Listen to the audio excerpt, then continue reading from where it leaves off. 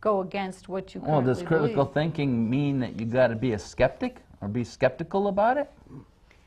Well, I think that there's probably a definite, somewhat of a difference between being skeptical and being a critical thinker. I mean, first of all, we think that a skeptic approaches an opinion or a topic they're kind of predispositioned to look at it from the negative. Or prejudiced?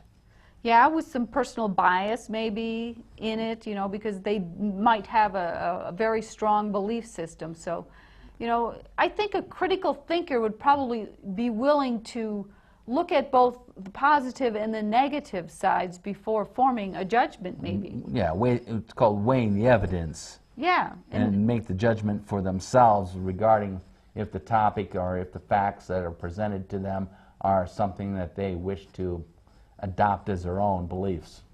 Yeah, a skeptic might kind of bring in their own bias and their own prejudice, and that could lead to denial of wanting to even continue on learning more information. You know, if your belief system is so strongly held that you can't, there isn't any, you just deny that there's another possibility, then, you know, that would be more of a skeptic than it would a critical thinker. Well, that all too is like refusing to accept something without physical evidence. I mean, there's a lot of things that go on out there around us that man hasn't found the physical evidence for, but we know it exists. Does that mean that it doesn't exist? That's a tough question because, you know, you got your science aspect of it, and although our technology is advancing, there's still a lot that in the future that we will probably come up with to prove things that exist and to measure different things. And you know, you got the whole health field that, you know, once technology starts becoming increasing, that there's all different ways to monitor health and well-being. So being open-minded means that you have to run the risk and take the chance that you could very possibly be wrong in your thinking. And there's one thing that people hate, it's being wrong. Nobody likes to admit that they were wrong. Being proved that they're wrong. So willingness to consider different views and perspectives, and still remaining open to alternatives that are available. Yeah, and being open-minded means that you're willing to explore truths about yourself, and you know, in discovering those truths, you might have to reprioritize your life based on these new realizations or new pieces of information that you might gather. So, yeah, and your thinking. I mean, that's what it comes down to. Prioritize, you know, and reorganize your thinking style. And you know, if once that happens and you learn how to be a critical thinker on a daily basis, you can make more conscious choices, and you know,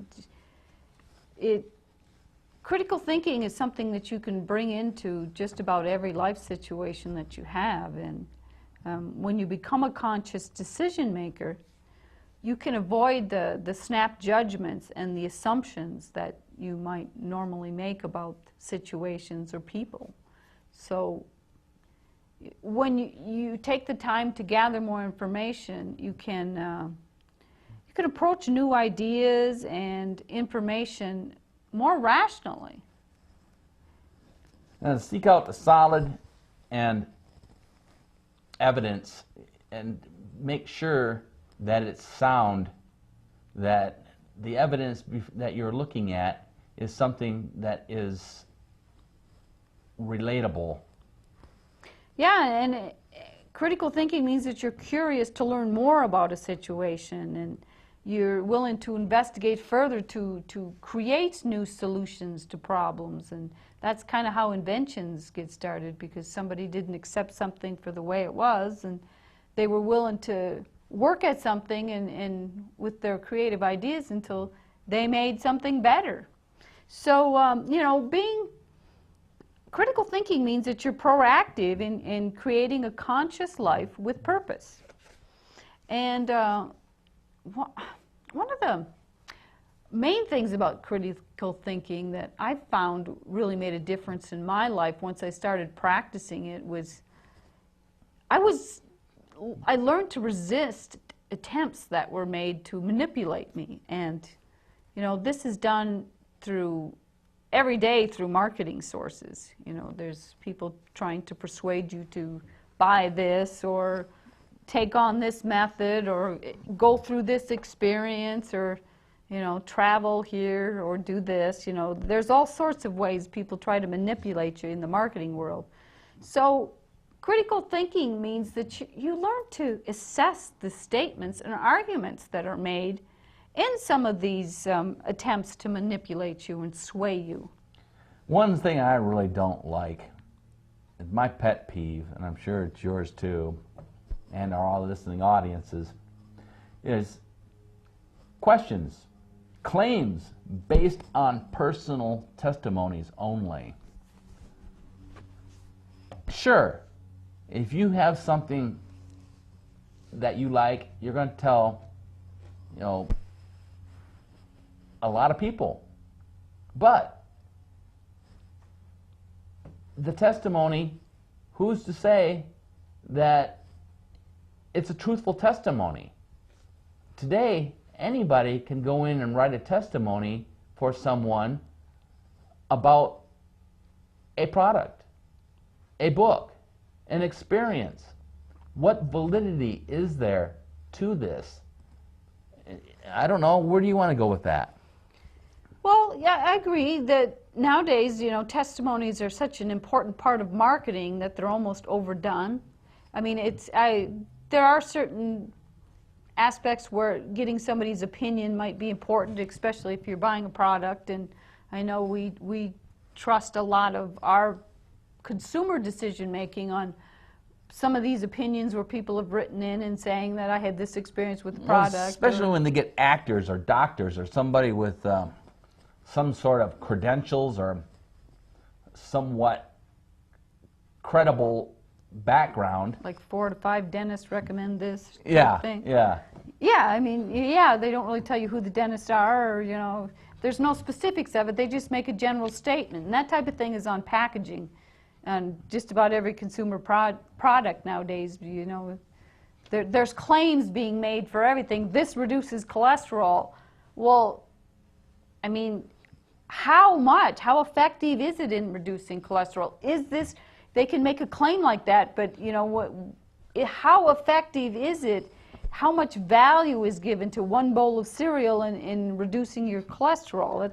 That's the type of claim that you really want to kind of think through and look at a bigger picture. I think the FDA can really crack down on that particular type of, on that one company that has the round oat cereal, and there's cholesterol, making claims it's heart healthy.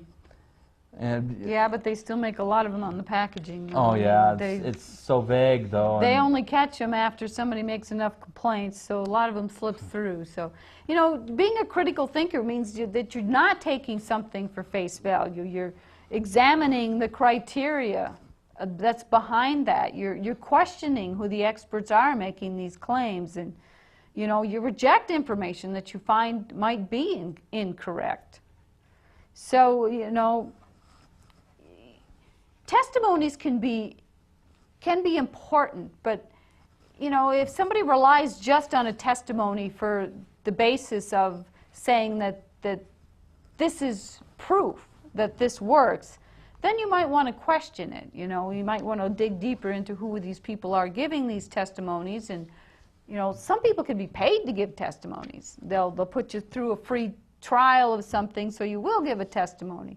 So you got to consider that even testimonies and opinions sometimes have prejudice and biases associated with it. So